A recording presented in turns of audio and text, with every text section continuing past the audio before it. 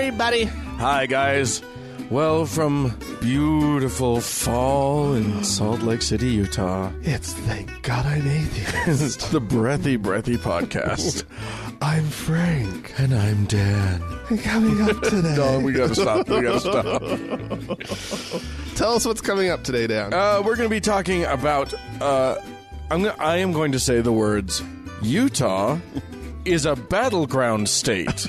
For the presidency. And we won't be talking about militias. Yeah. So that's a shock to me. It's less political and more. I know that our show is not about politics, though lately some might complain that it is. Yeah. But that's but this is truly a religious angle. Yeah. So. Yeah. You trust me. It takes an act of God for a Republican to have any trouble winning Utah. Are you coming around? See what I did, Dan? Are you coming around on the whole belief thing? On the whole belief thing? Yeah. I'm not, but you know what? I'm going to use that as my segue into my first story. As a little tease? Yeah. Oh no, an actual segue. Yeah. I'm segueing. Look at you. You may not remember this. We have talked about her. A woman named Teresa McBain. McBain. Yes, McBain. That was a Simpsons reference? I think so. Okay. In March of 2012, Miss McBain came out as an atheist at the American Atheist Convention. Oh. Rough crowd, I'm sure, for that. Yeah, boy. Yeah. She was actually hailed as a conquest, of course, because she was a pastor, a Christian pastor, okay, who came out as atheist. She joined the Clergy Project, which is the project for pastors who are or priests or whatever who question their faith, and either secretly become atheists or are dealing with deep crises of faith or whatever. Yeah. Well, a new wrinkle in her saga has occurred. No. She believes again. Oh, she's one of those. She is. She's gone full C.S. Lewis. Out and then back in again. Okay. This is after she worked for the American Atheists. She just got into atheism for the money. She went in because there's, as you and I can attest, there's so much sweet money in atheism. It's a cash cow over here, boy. Anywho, She worked in all these in a couple of atheist nonprofits and all that sort of thing. Okay, and now has gone back. Does she have a story? Does she hate atheists now? Who offended her? Who? That's right. We need to start asking all of those questions. Yeah. Who offended you? What? Yeah. Were you molested by an atheist? By an atheist priest? We don't have those. Yeah, we don't have those. What would be the closest thing? Yeah. Dave Silverman? I don't know. I will be editing that out. I don't even want to float that one, Dan. Let's proceed. Yeah, I don't know. I don't know what her deal is, other than suddenly the Clergy Project stopped hearing from her, and then she popped up. Well, it could have been a clergy then, I guess. Or, I'll tell you this, you and I have joked. You can take the clergy out of the church, but you can't take the molesting out of the clergy. Is that the... Wow. No, I don't know about that. What I do know, though, is that you and I have talked at length about how well we could do if we decided to pretend to believe in God and then started our own clergy, our own church or whatever. That's true. And I do think at this point that's probably what we should do. The atheist converting to Jesus lover narrative. Oh my God, that's gold. Yeah. Money is just going to pour at this woman. 5 years of recordings of us saying awful things about religion, and believers. Oh my God. The my Lord. please forgive me moment would be really, really, really good. Well, and the and the narrative is just so easy because every time you can just say, I was a non-believer. Write some books. I was. Yeah, exactly. Yeah. Yeah. I don't want to be too cynical. I'm not saying that that's why this woman stopped not believing. Could have been why she became a non-believer in the first place. It was like this, 5-year plan. Yeah. To be like, you know what? If I just go in, do a good showing, denounce the Lord for like 4 or 5 years, then repent. And I'll just keep my fingers crossed the whole time. Right? And I'll come back around and be all part of this master plan. Yeah. She does have a video, which it was so long. She has a video on her website that I just couldn't watch because it was too long. I was watching it for a while and I was like, oh, say something interesting at all. And anyway, but there you go. I guess this is, to me, is a story just because so many people believe that somehow once you hit that atheist thing, it's impossible. You'll never ever be lured back or whatever. Oh, that's not always the case. Yeah. I don't know that I think that though. Yeah, I don't think that either. I mean, I know for me it would take a massive thing. God would have to walk into the room. There would have to be a strong disturbance in the force before I would be even thinking. Before it would even occur to me to think that maybe there's a God. That would just not occur to me. But I do wonder if maybe she missed the community that she had when she was a pastor. Yeah. She probably felt more important when she was a pastor. Yeah, I don't know what would lead someone back who was a pastor. Yeah. It'd be an interesting person to have on the show. She probably wouldn't do it. Maybe, maybe not. Who knows? Well, we'll Especially see. not after a few of the things we just said. So, Dan. Yeah.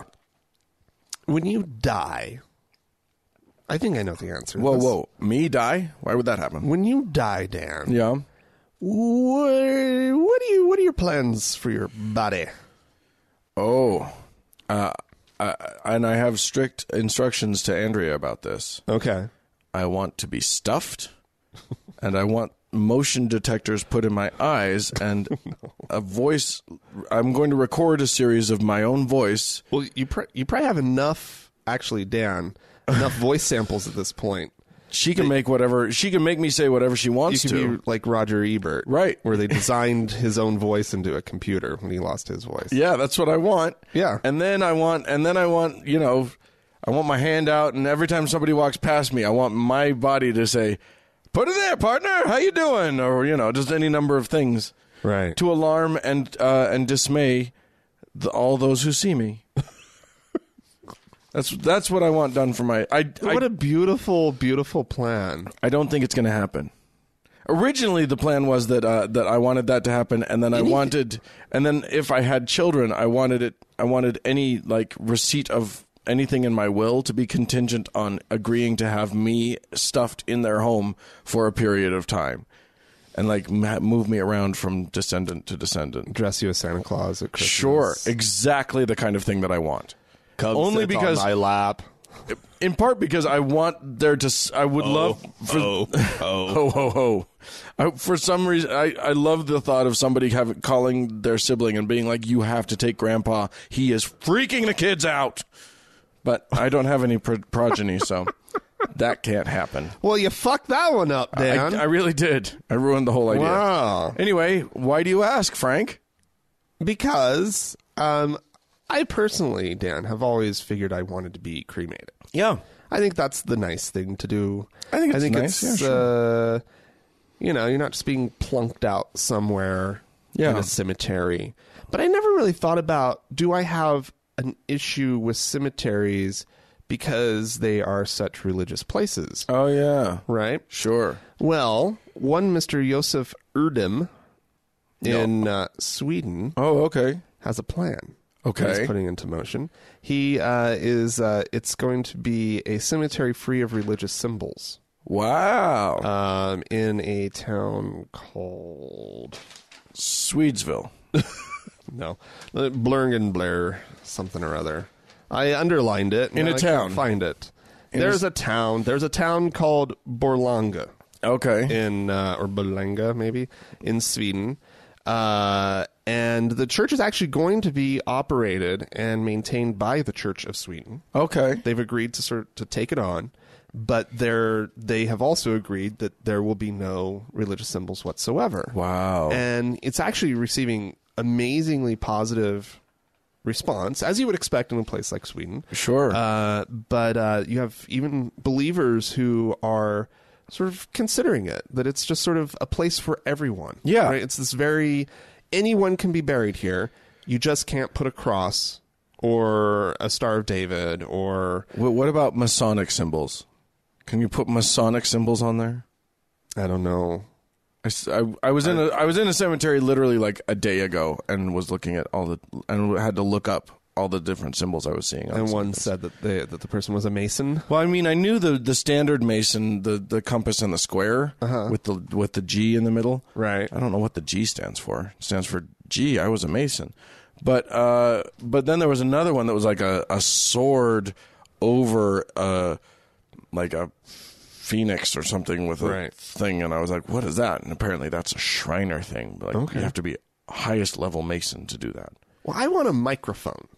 There you go. Just the whole headstone is a microphone. Is it carved out of stone? So instead of an obelisk, right? I want a microphone. Right. I like it. It's like the only thing I've consistently done every week in my life. In your whole life. Yeah, sure. Right? Is this show. So at this point, put a microphone on mine. I like it. But nonetheless, it kind of lets you think about, well, what kind of symbols would people use to represent their life? Or, and you'll see I don't know how I fully feel about the headstones that have a picture of the person on it. I don't know what to do with that. I kind of love it for me only because then I get to put a face to this sort of random name that I don't know. Yeah. Yeah. It's usually cheesy and I usually make fun of it. Yeah. But I kind of like it too. I shouldn't make fun of it. Yeah, shouldn't. No, I do. I'd make fun of all of the things. Nothing's sacred to you, Dan. That's true. It's like I lost God and suddenly sacredness just left the building. Did you know that in one of the cemeteries, in the Mount Olivet Cemetery here in Salt Lake City, Utah, which is one of my favorite places on the earth. I love that. I love that cemetery. Really? Except that now there's this one section, and it's right as you drive in through the main entrance. There's one section that's all new and increasingly cheesy. Oh, no. Like the rest of it's actually it's a classy cemetery. Like the rest of it is very nice. Right. This section now has, for years there's been the heart-shaped black marble thing with the girl's face laser etched onto it. Yeah, no, thank you. There's been, and that's a big one too. It's a monolithic thing. And then the new one is this utterly shitty Delicate Arch. This huge, and Delicate Arch is a Utah landmark. If you don't know what it is, it's an enormous sandstone arch in southern Utah. This one's it's probably 10 feet high. No way. And this was expensive. It was expensive, and it's brand new, and it's so shitty and it's so stupid. So I don't know. I get a kick out of it. Yeah. I get a kick out of it. But here's one of the things that I wanted to say about this Swedish thing. In the U.S., if you said this is a no religious symbols cemetery, people would say, "Ha ha, anti-religion." But just as it is when we say, "Please don't put religious symbols on the courthouse. Please don't put religious symbols on the thing." It's the opposite of anti. It's pro everybody. Right. It's actually not exclusive, it's inclusive. Yes. And people don't see that. So when you're out there... If the only thing that you have to define yourself, though, Dan, is the fact that you believe in Jesus and you go to church, 3 times a week. Right. That is who you are. Yeah. You're a Jesus freak. Okay. Right?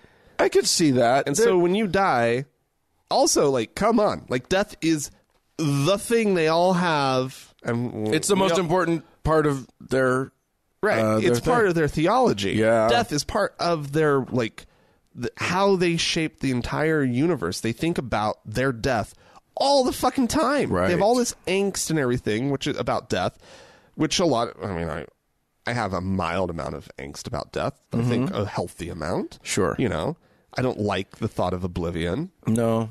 It's a weird thought. I think it's weird. Yeah. That it's unsettling on some level. But okay. You know. But this is they fixated on it. Yeah. Because Forever, because it's not death, it's like graduation. Yeah. It's a rite of passage. Yeah, okay. I'll go that far with you. But and they want to make sure that they're in good with the man upstairs. Yeah. And so they put his symbol on their headstone to be like, "Hey, don't forget I believed in you." You know what? Can I just revise a thing that I said before? I'm going to completely disavow what I just said about this being inclusive, because I'm wrong. At the courthouse, at the state house, having no religious symbols is inclusive. Actually, you've just got me thinking just enough to think in a cemetery, it's exclusive not to allow it. It's exclusive not to, because you're right that there are people for whom that's the most important thing in their lives, and they don't get to do it there. Right. I'm fine with that. I mean, plenty of... There are religious cemeteries for you to go to. Cemeteries can be exclusive. That's fine. But they already are. Right. If you're not a member of the right religious group, you can't be buried in that plot. There are Jewish cemeteries. Yeah. There are Christian cemeteries. There are all of these things. Muslim cemeteries. Absolutely. You can't have... Why can't there be an agnostic one? Yeah. A thoroughly agnostic. Yeah. So atheists and non-believers and, whomever else. But I have a question, Dan. Yeah. Emojis. I want the pizza emoji. Everybody will be okay with it, and then somebody will be like, I want the poop one, and everybody will be like, oh, shit, I forgot about the poop one. Just a thumbs up. Yeah. I want a thumbs up on my... I like it. Ding! Me. Speaking of Ebert, isn't that that must be on his, right? Oh, I hope so. A thumbs up. One thumb up. And one chin down. Dan! He was a national treasure. Oh, that guy drove me nuts. In part because he was also an atheist treasure. Well, he's fine. Nothing against the man himself. Did you watch the documentary? I didn't like his reviews. Did you watch his documentary about his life? No. It's actually amazing. Okay. He was an amazing man. Okay. I'm going to move on to a story. This is Dateline, Kansas. Whoa! Where there have been arrests made of some terrorists plotting in Kansas. Really? The heartland? Mind you, these are not Muslim terrorists, but rather Muslims were the planned target of these Stop that! 3 Christian men, extremists, part of a small extremist group known as the Crusaders. That doesn't strike fear into the heart at all. Curtis Allen, Gavin Wright, and Patrick Stein have pleaded guilty to conspiring to use a weapon of mass destruction. What kind of weapon? Bombs. They were going to bomb an apartment complex used by a bunch of Somali immigrants and used also as a mosque. How large were these bombs? Well, they were going to park cars on the corners of the building and then blow them all up. Okay, mass destruction. Yeah. Yeah. Okay. Because my God. But I think a stick of dynamite can count as a weapon of mass destruction. I mean, that's a little bit of a stretch. I'm saying legally. Yeah. Legally, I think it's a little bit of a stretch. Okay, well, there is somewhere written down. There's a legal definition of what a weapon of mass destruction is. Anyway, the FBI has been infiltrating groups like this all over the place because this shit is happening all over the place. Yeah, and these guys, of course, think they're great American patriots. They were going to kill a bunch of Somalis? They were going to kill them some Muslims. kill a bunch of refugees? These poor people who've like somehow gotten themselves out of horror beyond belief, right? But they still believe in that Mohammed guy. So they deserve it. Well, I mean, I'm just, something tells me, now I haven't talked to any of these three men who were recently arrested, but I'm going to guess that if you asked them, they would say that it was their intended target who were the real terrorists, even though, of course, they had no evidence that any terror was happening there. You know, they're a different color. They believe in a different guy. They pray on the ground instead of, you know, standing up like a person or kneeling down or whatever it is they do. It all looks very different. It's terrifying. And it's in a different language. You know, it's really scary. It's so scary. Too terrifying to even think about. Oh, but that's what happened. Okay, Dan. Yeah. Pew Research has a report about who do Americans trust in this country. What groups do Americans trust to have the public's interest in mind? Oh dear. At heart. Whatever, okay. Right. So the report asks about Americans' trust levels of the military, medical scientists, K through 12 principals and superintendents, religious leaders, the news media, business leaders, and elected officials. Wow. What is the most trusted group on this list for you? Who would you trust the most on this group? Nobody? No. Okay. Read it again real quick. The military. Got it. Medical scientists. Scientists. K through 12 principals and superintendents. Okay. Religious leaders. The news media. Business leaders. Elected officials. Okay. Certainly not all, but I'm going to go on aggregate. I'll just go with scientists because they're the most... They're the group that tries the hardest to inoculate themselves against being dicks. Yeah. So that's what I would go with. Okay. Good. I would also wager dollars to donuts that that's not how America sees it. You might be surprised. What? While scientists was not the highest ranked group, the military got that honor with 33% of Americans saying they trust the military a great deal, and 46% saying they trust the military a fair amount. Okay. Medical scientists, which, you know, even my cuckoo parents, boy, they sure love those, cancer doctors and whatnot. 24%, a great deal, trust medical scientists. 60% say they trust a fair amount, leaving only 15% getting not too much or no confidence. Which is way better than even the military. Yeah, and then better than I would have expected. And then you have scientists in general, just scientists. 21% say a great deal, with 55% coming in at a fair amount. Wow. So 76% of the country trusting scientists. Maybe not science, but scientists. Right. To have the best interest of the public. That's interesting to me. I mean, I think...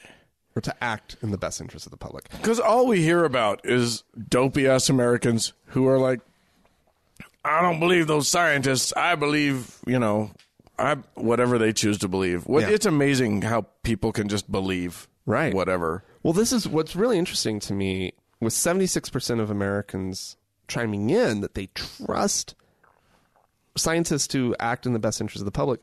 What about not trusting them to, be honest about global warming?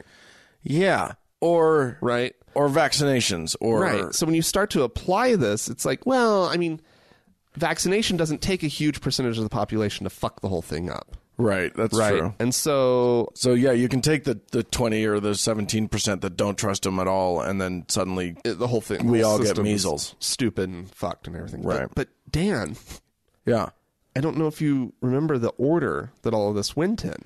Yeah, right. There is a large group that has not been mentioned yet. Yeah, and that is religious leaders. Okay, where are they at? 13% say they trust them a great deal. Wow. Okay. 39% say a fair amount. Wow. So let's do some quick math in our heads. That's 52%. Just over 50. Yep. Damn. Barely over 50. I think I if nothing else, people actually, it was like with the whole Bill Cosby thing, when the Bill Cosby story had been out for decades, and then one moment in time just caught everyone, and we all went, oh wow, that's not okay. We suddenly believe you. And now there's this whole, it's like that. I think that now everybody has seen Spotlight, or at very least everyone knows about the whole priests molesting people thing, and they've all seen, enough televangelists run away with their millions, in little bags with the money sign on them, and their bandit masks on, giggling the whole way. That we know that they at least some of them can't be trusted, and apparently the entire country has caught on. Yeah. That's impressive. So the numbers break down in some interesting ways. Yeah. Older Americans, of course, are more confident in the military than younger people are. Because they don't have to actually go out into the field anymore. Right. 41% of over 65s say that they trust the military a great deal, with 18 to 29-year-olds coming in at 21%. Who say it's a great deal, that they trust a great deal. However, the middle group, a fair amount, is either 46 or 47% for every single age group. Huh. Which I thought was really interesting.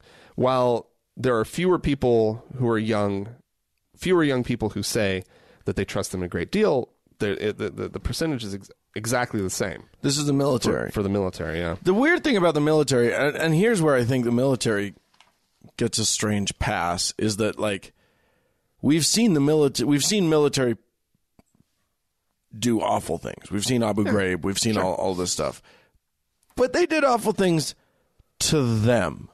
Yeah, they didn't do awful things to us. They also do those awful things at the behest of elected officials. Right. So let's remember that our military doesn't run the country. They're just a bunch of mindless automatons. I'm not even getting close to saying that. What I'm saying is that as an institution, right, it is under civil leadership, right? And so the elected officials only gets 3%. Of course. The population. Nobody trusts an elected official. But then there's one more little breakdown that I want to get to. Because Yeah. It's actually the part that talks about which religious groups trust more or less, right? So 13% of Americans in general say that they trust religious leaders a great deal. But then when it breaks down by faith group, it gets not surprising, but kind of interesting. Yeah.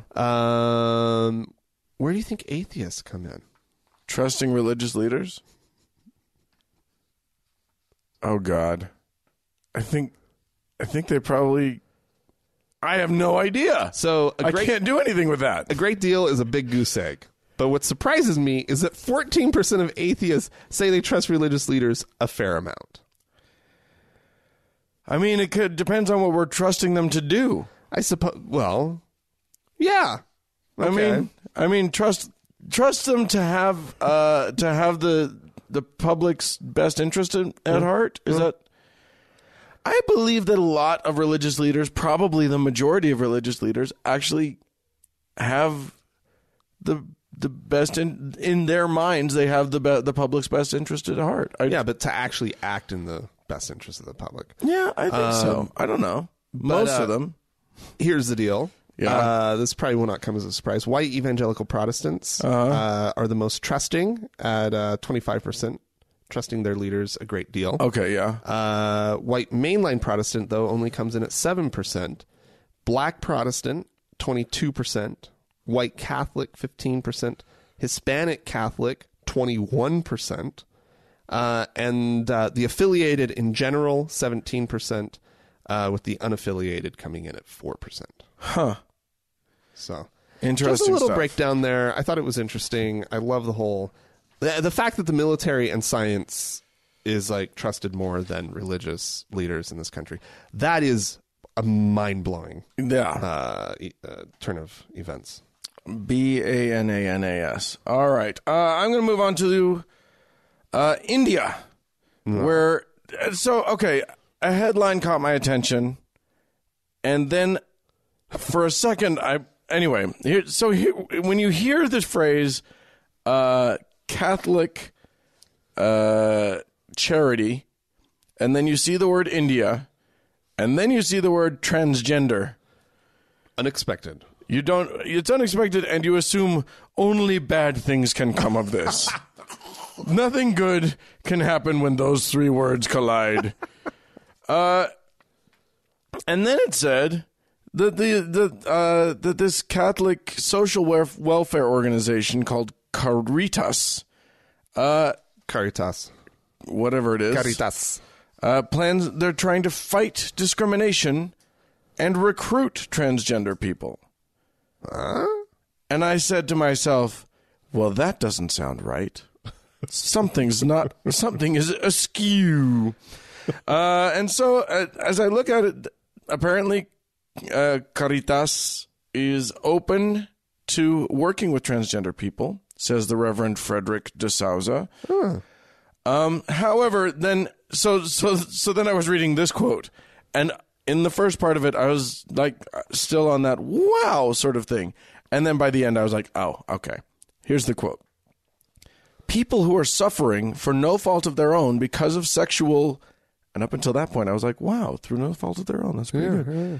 Because of sexual confusion in their body, require our attention and support. And then I was like, oh, that sounds more like it. Apparently, de Souza wants to stress the difference between biological transgenders, quote unquote, and those who undergo gender reassignment surgery. Okay.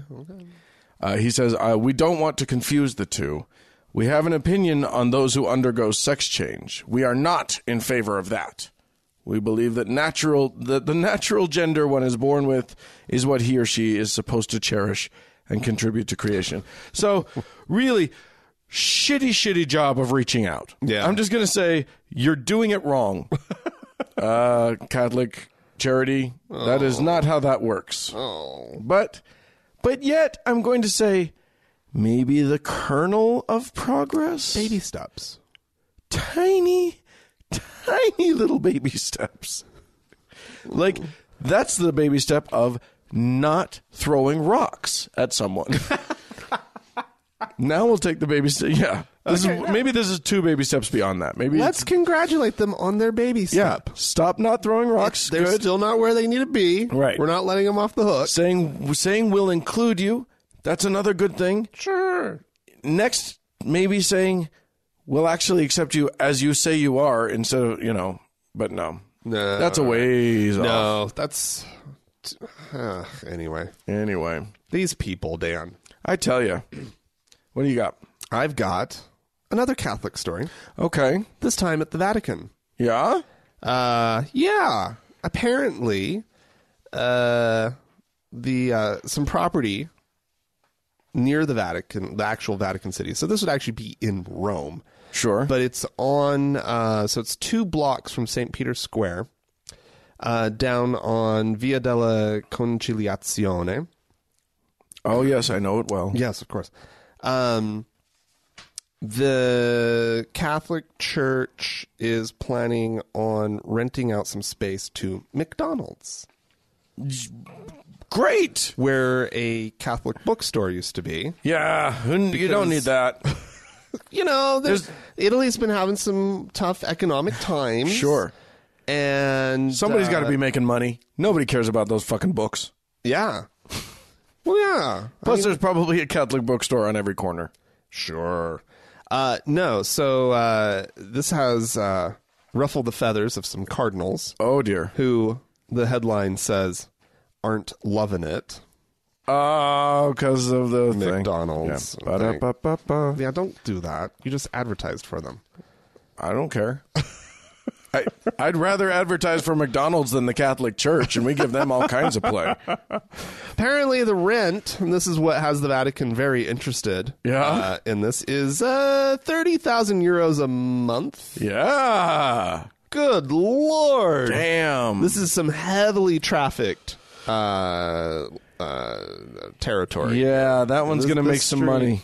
Yeah, this street has plenty. And, you know, like when I first arrived in Rome in 1994, I think there were 4 or 5 McDonald's in all of Rome. In the entirety of Rome. Yeah, there was one near the Spanish Steps. There was one in Piazza della Repubblica. There was, I don't need to list them all off, but they were all centered. They were all right next to major tourism, of course, like destinations, right? And then while I was there over the course of, you know, the 2 years of the mission, a couple started popping up out in neighborhoods, along with Blockbuster videos, which was crazy. Right.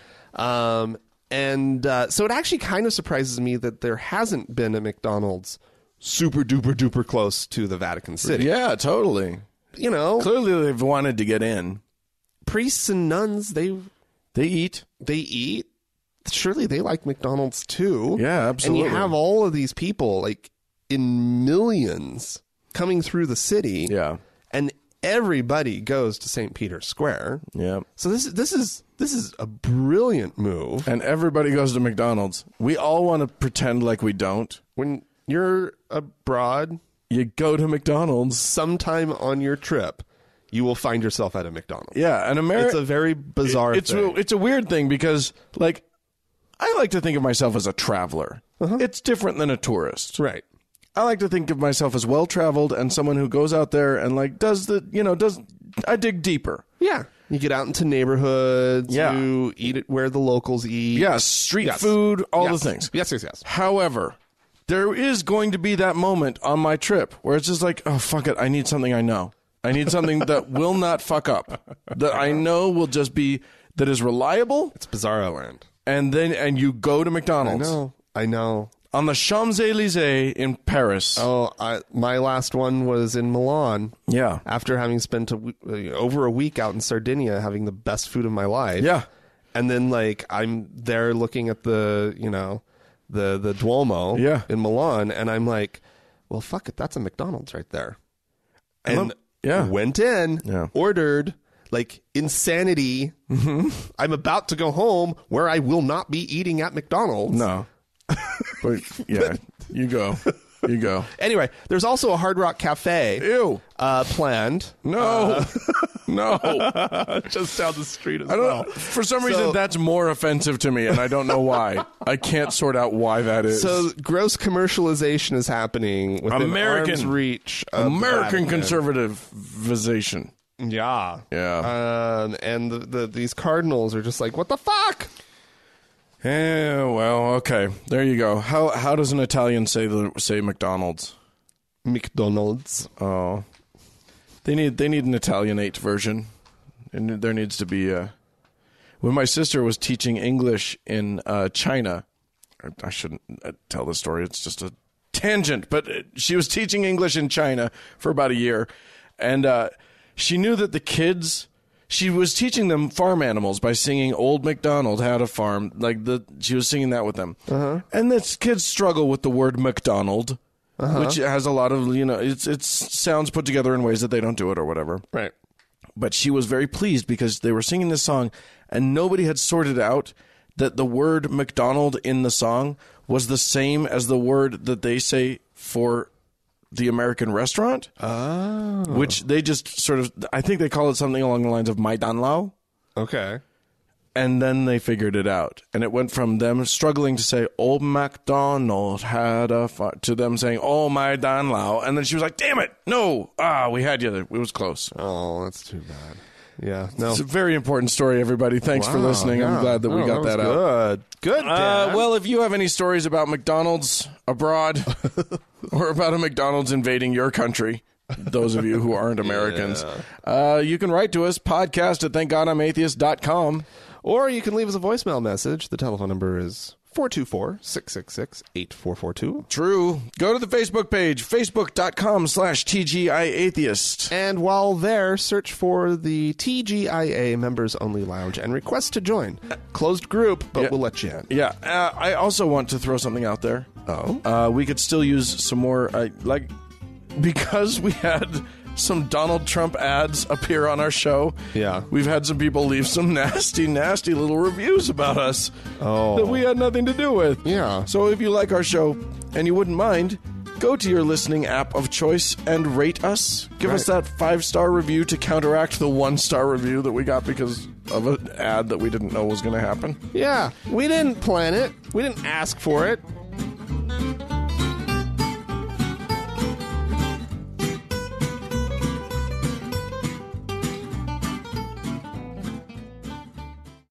Hey, Dan. Yeah. Do you like listening to things? Sure. I hope it's a good thing.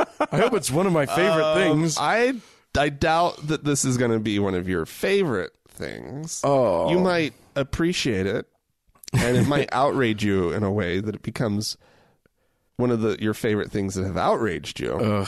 But let's listen in. This is Mr. Rush Limbaugh, who actually very rarely makes it to our show. Yeah. I'm not a fan of him in ways that keep me from ever caring about anything that he ever Yeah, says. 9 times out of 10, if I see his name attached to something, I have to just click away from that. Yeah. And so this is him very strangely not understanding a fairly simple concept. Yeah. Or understanding it. Worse, understanding it. Or worse than that. Understanding it and still not getting Still not understanding it? And still not understanding it. He clearly understands it and then doesn't know what it means. It's amazing. All right, here we go. The most insightful thing I've read yet about the Donald Trump sex talk scandal is this. How ironic, then, that a culture which rejects moral standards, and make no bones, folks, we do. Standards, moral standards. You stand up for moral standards, you're going to be mocked and laughed out of the room. They're going to call you a prude. They're going to call you a Victorian. They're going to call you an old fuddy-duddy, an old fogey, and they're going to claim you want to deny people having a good time. So, a culture which rejects moral standards. In other words, anything goes. You know what the magic word? The only thing that matters in American sexual mores today is one thing. You can do anything. The left will promote and understand and tolerate anything as long as there is one element. Do you know what it is? Consent. If there is consent on both or all three or all four, however many are involved in the sex act, it's perfectly fine, whatever it is. But if the left ever senses and smells that there's no consent in part of the equation, then here come the rape police. But consent is the magic key to the left. I truly speechless, Dan. I know. When you played this for me earlier, I sat there in your living room for probably 5-10 minutes, just 1,000-yard stare, Trying to process. just both traumatized and confused by what this man just said. Because he gets it.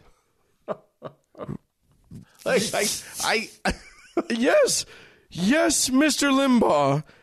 If you have not established consent, It's rape. with your sexual partner, The rape police are supposed to come because you raped that person. That's how rape works. Just like if you don't have permission to take the thing from the store and you haven't paid for it, the theft police come because you stole a thing. Yeah.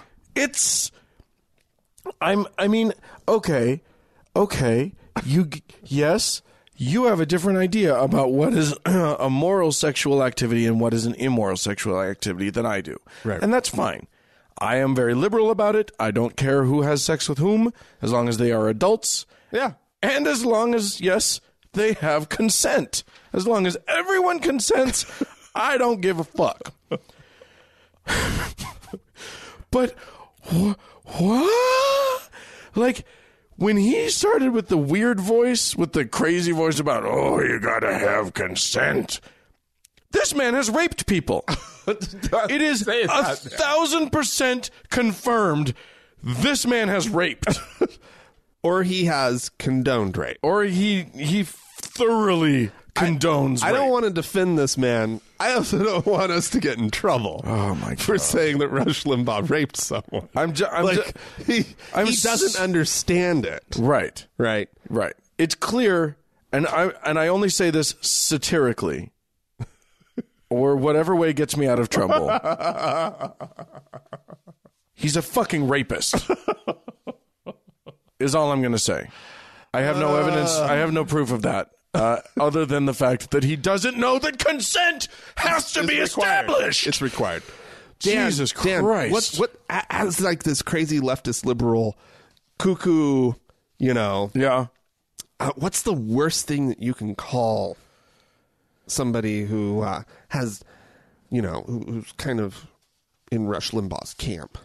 The worst thing he lists off all these things that you could call him. Victorian. Right, yeah. Oh, that's my old favorite put fuddy-duddy. down. Oh, you Victorian. Yes.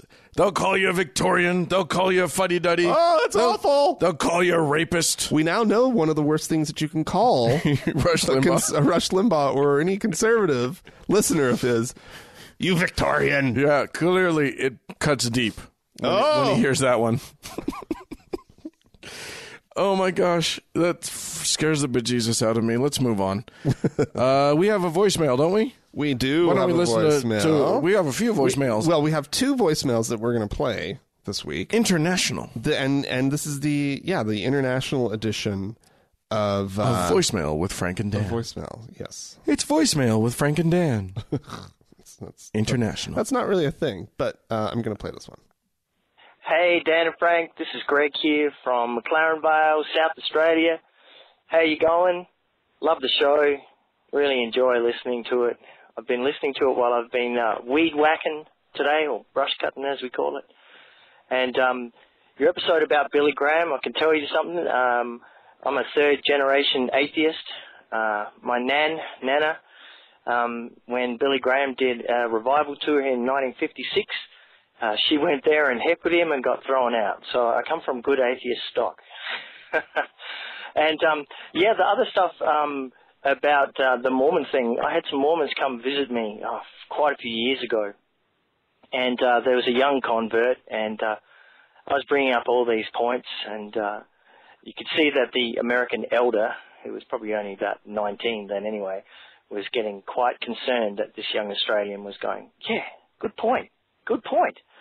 So yeah, I've been marked as an X on the Mormon map to not come and visit.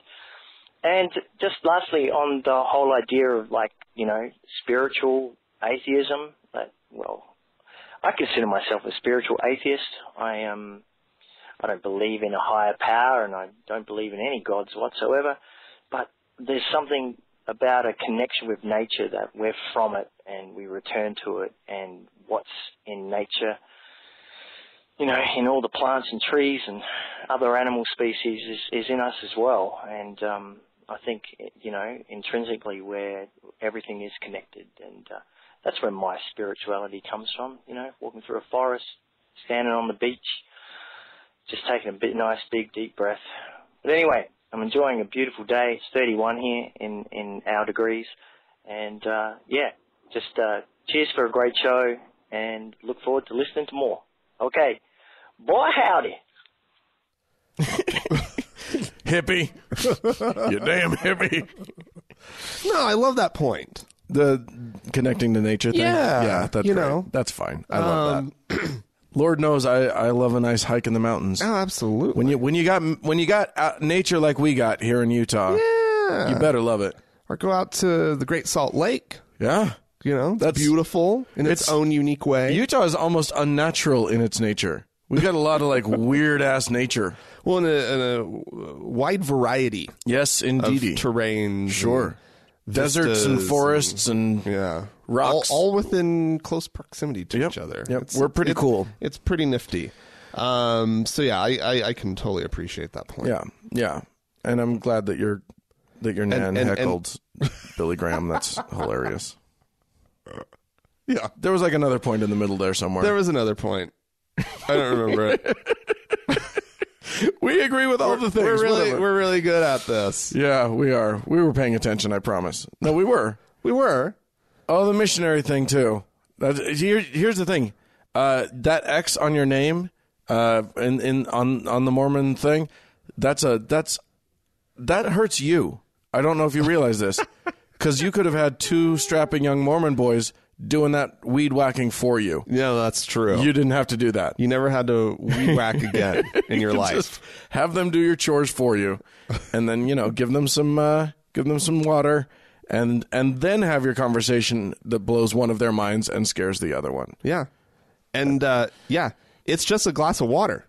That's all it costs. It's nothing they're not going to drink through your liquor cabinet or anything. Here. No, one of them might want to, but the other one will keep them straight. Don't worry about it. It's true. All right, we had somebody write into us. Alan wrote in, said, this is a reference to us talking about tithing settlement last week and Mormon tithing thing. Uh-huh. And we had mentioned that there's like different things. There's tithing. Theoretically, we are told goes to one pot, one kitty, and then what we call fast offerings, what we as Mormons, when we were Mormons, called fast offerings, and those go to another thing. Right. Well, Alan wrote in with an image of the tithing settlement or the tithing slip that we would always give with our tithing. Yeah.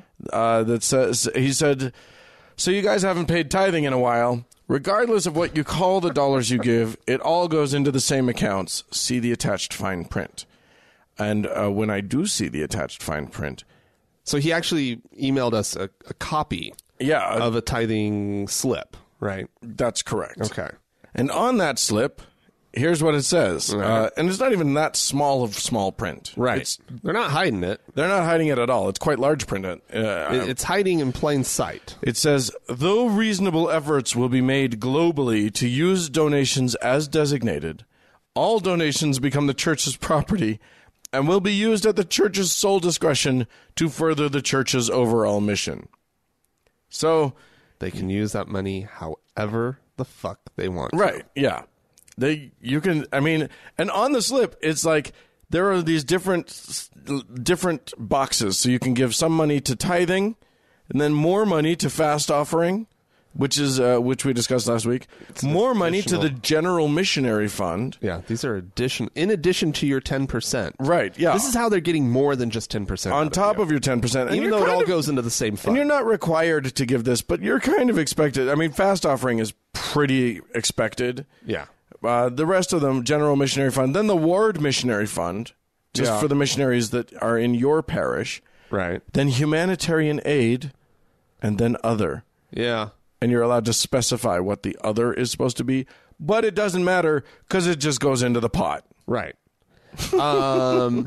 Yeah, and I sort of had the question when I first saw it of like, well, this looks really familiar. Was that there when I was paying tithing? And you said that the copyright on it is from 1990. Yeah. So it was. The last time I paid tithing was probably... late 90s. Yeah, after my mission, I paid for a brief spell, and then I stopped pretty quickly. Yeah. Yeah, that's some there you fucked go. up shit. So that whole, because I was a pretty thorough kid. Like, I would have read everything that was on anything. Really? You know what I mean? Oh, yeah. And so, guaranteed I read it, but it meant something very different to me as a young believer than it does as a cynical, you know, older non-believer who's just like, no, fuck that shit. Yeah. How do they get, you know, $2 billion to build a mall in downtown Salt Lake City? There you go. However they want. It does not matter. Yeah. So there you go. Fucked. It's fucked up. Makes me angry. Momentarily angry at the Mormon Church, which I really have stopped caring. I don't blame them. I mean, it's not like we tell our listeners that they get to decide where their money goes when they donate to us. Well, that's true. But they know that they're just giving to us. Like they know we're not saying, you know, blank percent will go to whatever, or if you donate specifically with it earmarked this way. I think in general, best practices in these kind of things, like if somebody gives an organization money and they say, I want it to go toward this, an organization should use it that way. Well, and especially if you've got a line item on your donation slip. Yeah, that's suggesting. That's saying this will go to blank.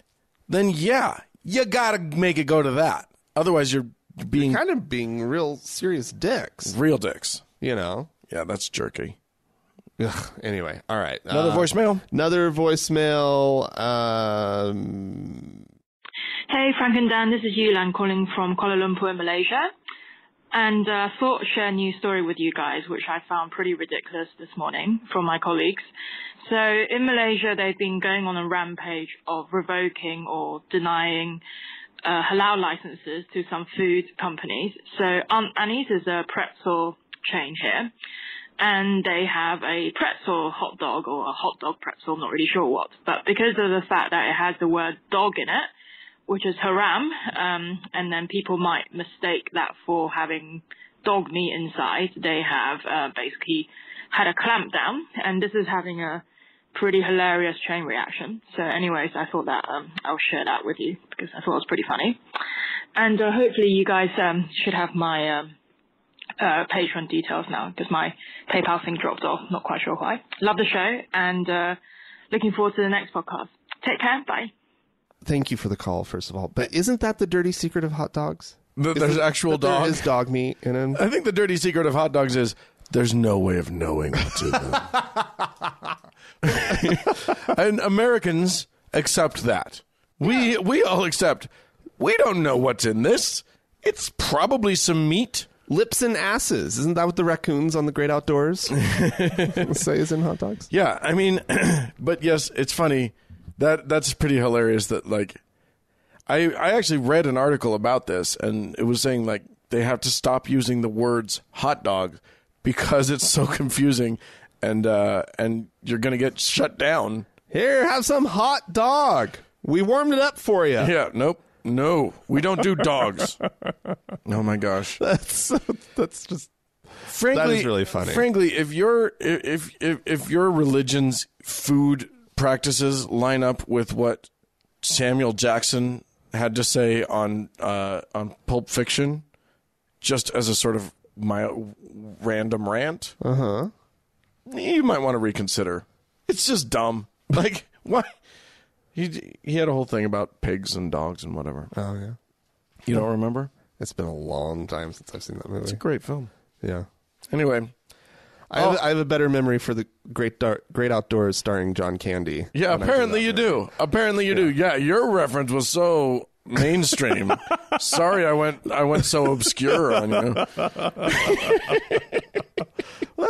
what I do. Anywho, yeah. So there you go. If you're next time you visit Kuala Lumpur, apparently order a hot cow. Is that what they call it now? Yeah, hot chicken. If you'd like to get in touch with us, you can. Yeah, yes, you can. You can be one of these people. I love that we got calls from around the world. It's beautiful. So thank you. It works. I bet if you do it, I bet there's online ways of doing it that don't cost. Yeah, we should. You know what I mean? Look into we should figure this thing out because I have a feeling we could make this easy for people.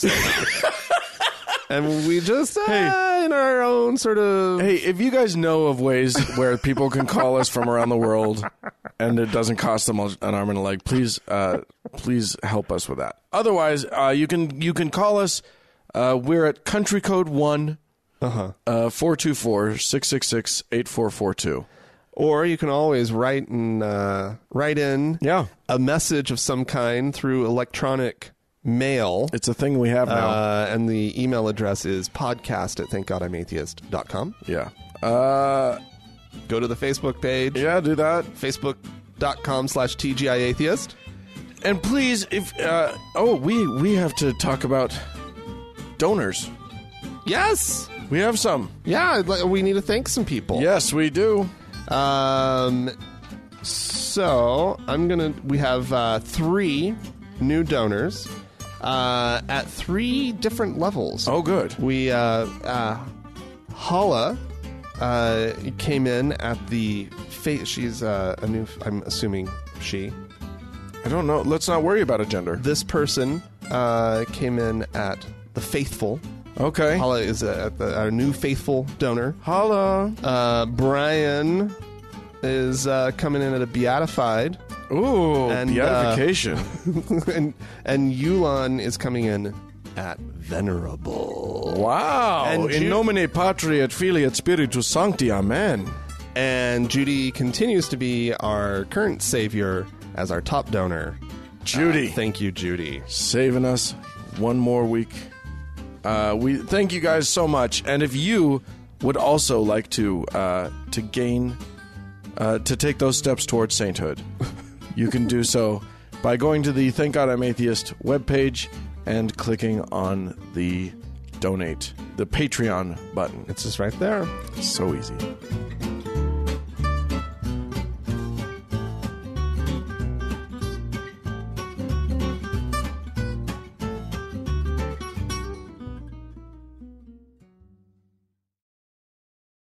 So, Dan. Yeah. Oh, my God. Are you aware that there's an election happening? A little too much. Yeah. Sadly, at this point. I am too much of the sun. I just want to take this moment since this came up. Yeah.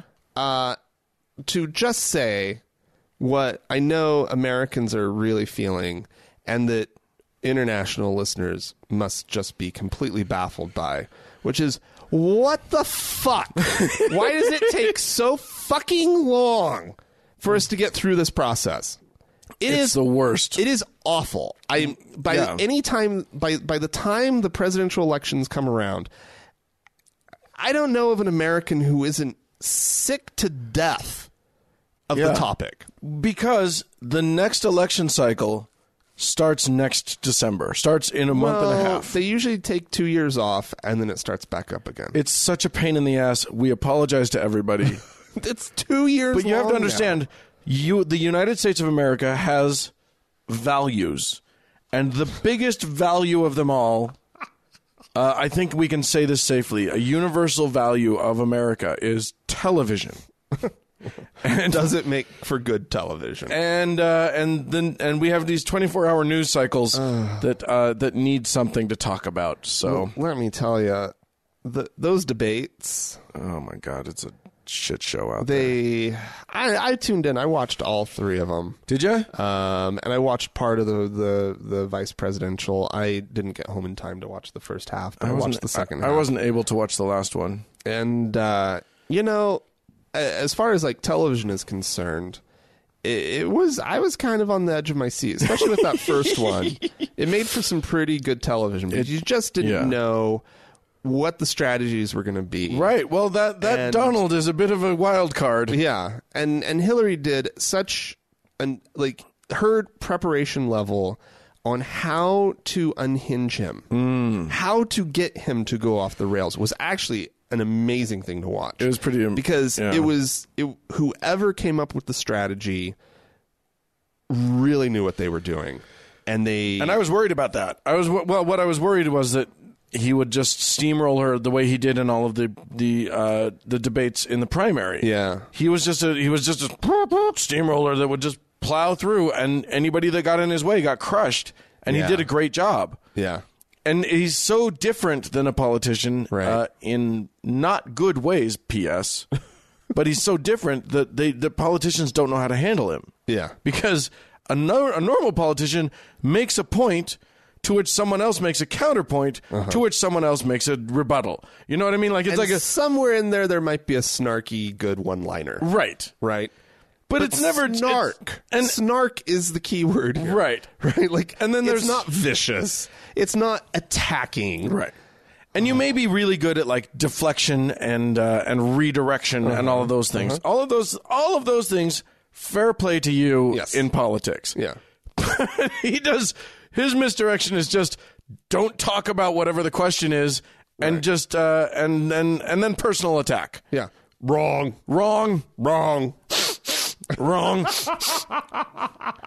Sniff, sniff. Wrong. Yeah, it was pretty fucking amazing. It's remarkable, and you know, he's a guy who's no one's ever said. No one's ever given him etiquette lessons on anything because he wouldn't listen to you. Right. So it's like he just doesn't have any sense of decorum. Yeah. Anywho, thank God for third parties.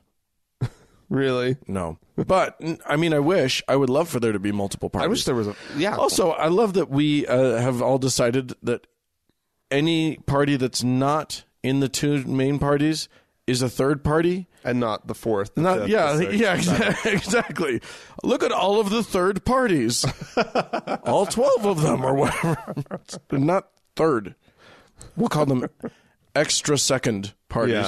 Yeah. Or something. Anyway, in this state of Utah, and this is what we're getting to, there is a wicked little spoiler brewing. We're not sure what's going to happen. I know. But a balding man, a young balding man named Evan McMullen, whatever his name is. I call him McMormon. Might take our state. Yeah. He might get all, what is it? Six points? Six electoral college votes. Points. Yeah. He's an interesting thing. No one saw him coming. Entered the race very late in the game. But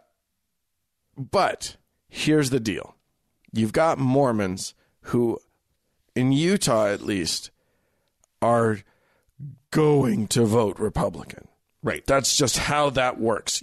The reddest of the red states. The vast majority of them. It is the Republicanist of the Republicanist states.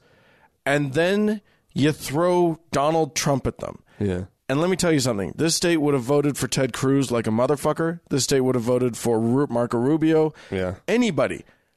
Any other body would have done just fine. Would have just sailed away with Utah. No questions asked. Here are our 6 points. Go. But Mormons, I'll be with you, are struggling with this Trump fella. Well, he is the anti-Mormon. He is the ultimate anti-Mormon. There's nothing about this man that any good Mormon, right, could ever have an affinity for. Nothing about him. Nothing. No. He is he values excessive wealth and gaudy in his excess. Yeah, exactly. Which is not a Mormon thing. You can accuse Mormons of many things, but being like showy with wealth is not a Mormon thing. No, you go around this town, and there's money in this town, right? Right. The homes are by and large modest.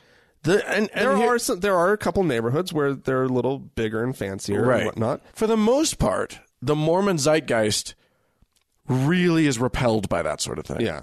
Like if you've got gold leaf on your toilet seat, that's bullshit, and Mormons probably wouldn't even use the toilet. They'd pee on the seat on purpose. No, they wouldn't do that. They'd just be embarrassed. Mormons are just easily embarrassed people. Yeah, I would have a hard time pooping in a gold toilet. Oh, I think I would have a hard time. I think I would find it very. I would be so turned off by it.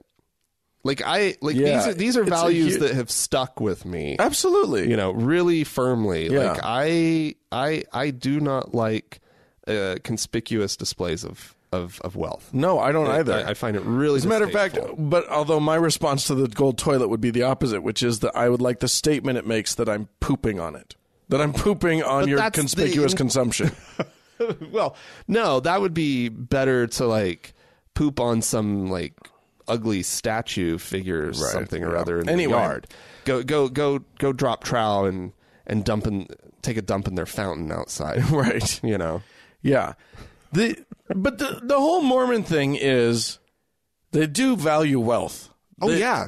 Because it's a sign that you're industrious, and it's a sign that you're a hard worker, and God is blessing you and stuff. But like the reason that they like Mitt Romney is because it looks like he worked hard, that he was clever and smart, and industry is good, and all these things. It's not, well, I stepped on everybody I could on my way up to the top, and blah blah blah. Like that narrative is not going to play with Mormonism, even though. I mean, Mitt obviously did plenty of that. Right. That's not what they focus on. Right. Nothing about Donald Trump appeals to them. Right. So they've been thrashing around. You can feel it in the air in Utah. They've been thrashing around looking for an alternative. Yeah. But like, so Johnson, the Libertarian candidate, was polling pretty well in this state for a while there. Yeah. You know, he was, hovering for a good while around the 15 to 20% mark. Yeah, it's good. Yeah. And then there were just going to be a shit ton of people who were going to stay home. Well, and then all it takes, though, is, somebody maybe watching Johnson in an interview. Well, that's pretty much all it takes. You just have to listen to the man speak for 5 minutes. He's a dum-dum. He's a big fat dum-dum. And you go, oh. By the way, we've gotten in trouble. We've gotten in trouble for our anti-Johnson stuff, but I'm sorry. Who cares? Listeners. No, I don't care. The man, you may agree with a lot of his policies or whatever. Yeah. He's a dum-dum. Yeah. And thank God he doesn't stand a chance. Yeah. So, however, people were still like looking for something they're looking for something not Trump to vote for that they can feel okay about. Yeah. And the number of Mormons that are going to just write in Mitt Romney, even though that means exactly nothing because he is not registered as a write-in candidate, right, is still going to be very high. Yeah. Mitt Romney's going to get a lot of votes. However, in walks McMullen. Yeah. Evan McMullen is he's a Mormon. He was born in Provo, Utah, though not raised there. Huh. He went to BYU, though. He did go to BYU. Then he went on a Mormon mission. Where? Brazil. Oh, no way. Yeah. Okay. and then he went and joined up into the what? The FBI? CIA. CIA. That's what I meant. And was a CIA operative, counterterrorism, I think. Oh, interesting. Okay. For like 11 years. Good for him. Okay. So yeah, like definitely has some international bona fides. And then he quit that. He went and got a master's degree in business. Boy, that's going to appeal to some Mormons. And then he went and worked as for the U.S. House of Representatives. No way. As a policy director. No way. Look at this guy. So he's a real dude. Like he's not. And you listen to an interview of him, he doesn't come off as rabid or stupid or like he's no Jason Chaffetz. No, right? He's not smarmy. He's not gross. Yeah. He actually understands policy and seems honest. Yeah, I know. He strikes you as a genuine guy. He projects something that's decent. Now, mind you, because he's been so small and because he came in so fast, we have very little to judge. Right. Yeah. We have a couple of interviews and no one has like dug into him. Right. But like how many people did he kill while he was in the CIA? These are important questions. And were they all bad? Yeah. Were they in Benghazi? We don't know. The point is, the point is, Mormon, he is like prepackaged for sale to Mormons. Oh, yeah. This guy he might as well be painted gold and holding a long trumpet. because this guy is Angel McMullen. Angel McMullen. Put him at the top of the temple, kids, because he's the perfect Mormon candidate. And so here he comes. Now here's an interesting thing. This won't happen, or it's the longest of long shots. But he could. It's not a long shot that he could take Utah. Right.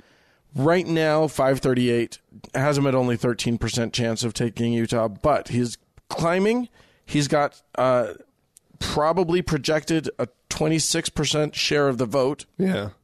The thing, though, that he needs to overcome, right, is his name recognition. Mm-hmm. Because the one thing that these polls also sort of look at and report on is how many of the people that they talked to in the poll actually knew the guy's name.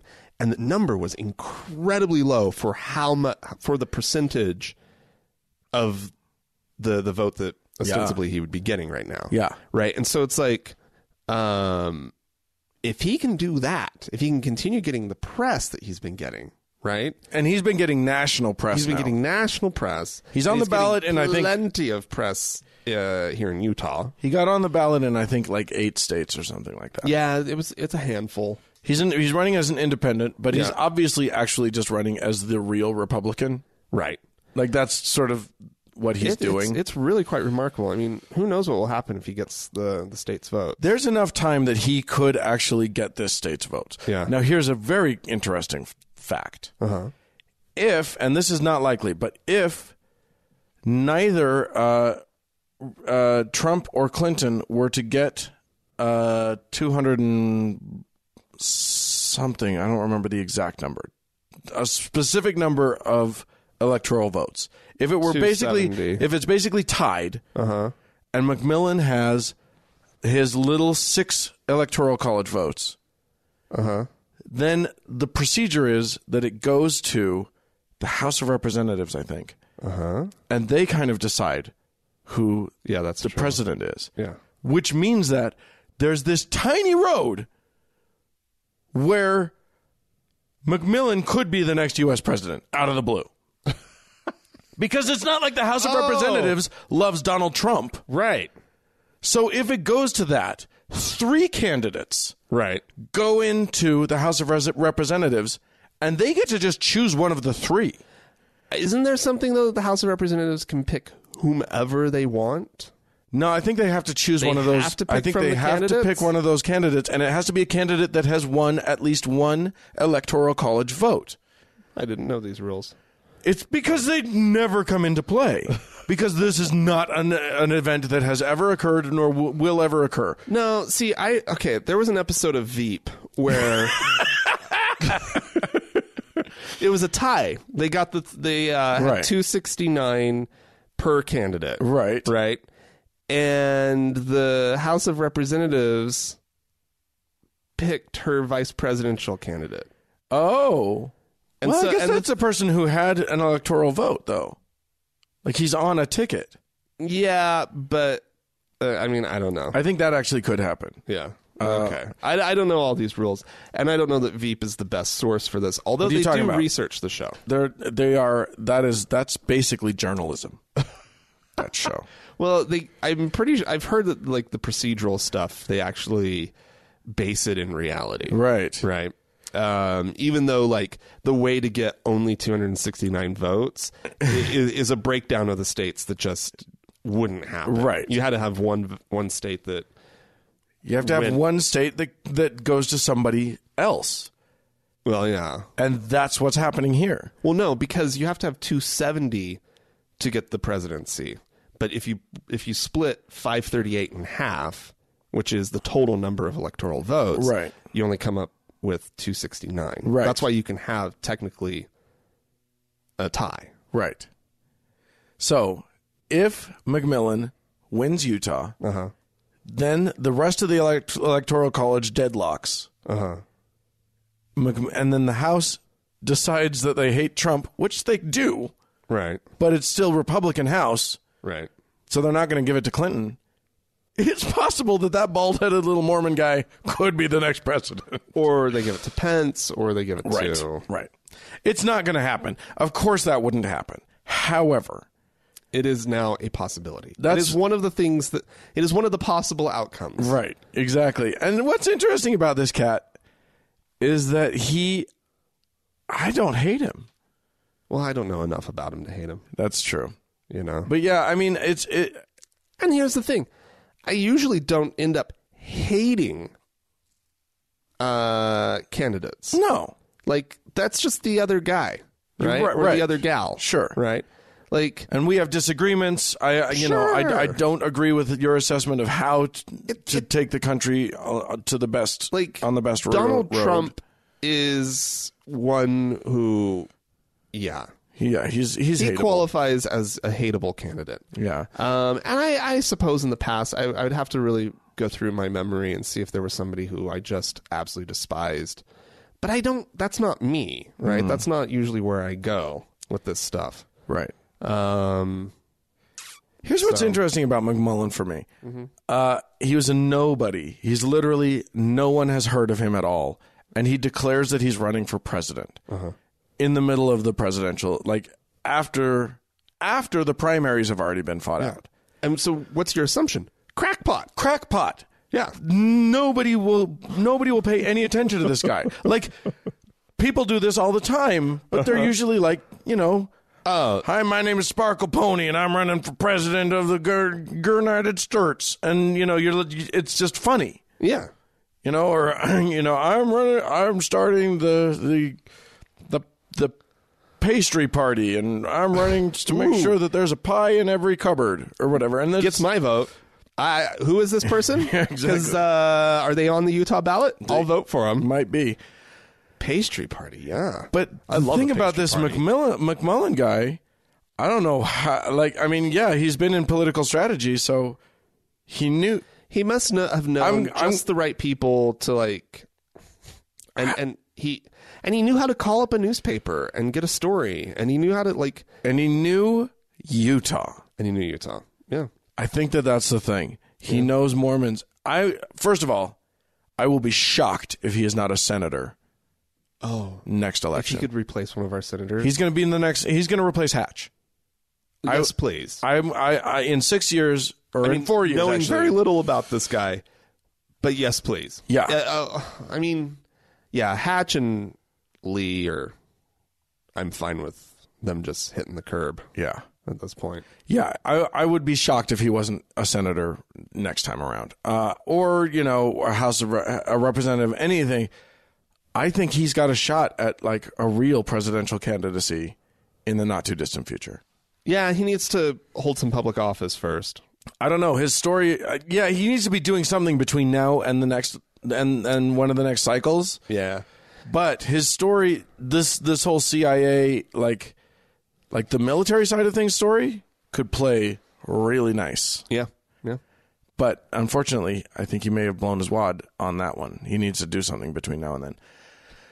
Anyway, it's just a weird thing. Welcome to Mormon land, where anything is possible. Anything is possible, but also let's not forget the fact that tribalism is at play. Yeah, and he is a part of their tribe, no. and that's and that's really more than anything, I think, in politics. What tribe are you in? Yeah, that's the big thing. Yeah. It's not, do I think your policies will do well? Do I think you'll do more harm than good? Are you in my tribe? Well, then that doesn't explain Trump at all. Well, he claimed a tribe. He claimed to be part of the tribe. And he keeps trying, and he keeps saying, I'm part of the tribe. But also, they should have rejected him outright. No, his tribe is the racist ones. Well, there is that. And his tribe is the sexist ones. And his tribe is the assholes.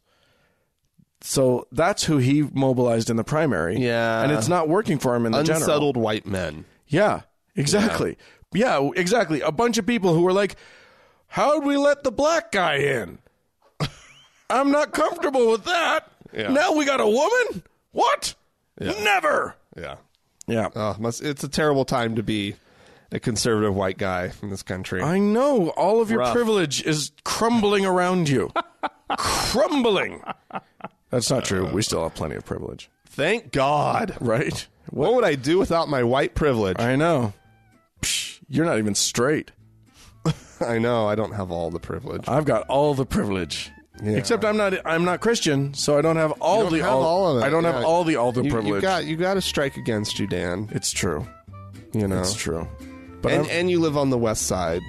Well, I do have to throw up the occasional gang sign. It's true. Well, if you have anything you'd like to say about what tribe you belong to, or about McMormon, please feel free to write into us, podcast@thankgodimatheist.com. Or you can leave us a voicemail message, 424-666-8442. Go to the Facebook page, facebook.com/TGIAtheist. And while on Facebook, search for the TGIA Members Only Lounge and request to join. It is a closed group, but we'll let you in. It's a cool place to be. Hey, thanks again to our donors. We sure love all of you guys for all the kind things you do. And if you would like to be counted among their holy number, you can go to thankgodimatheist.com and click on the Patreon button. Help us get to our next goal. Yes, please. Thanks to Mackenzie for all of her hard work on the Facebook page. And thanks to the Red Rock Hot Club for the use of their music. And thank you, dear listener, for tuning in. We sure do appreciate it. Bye.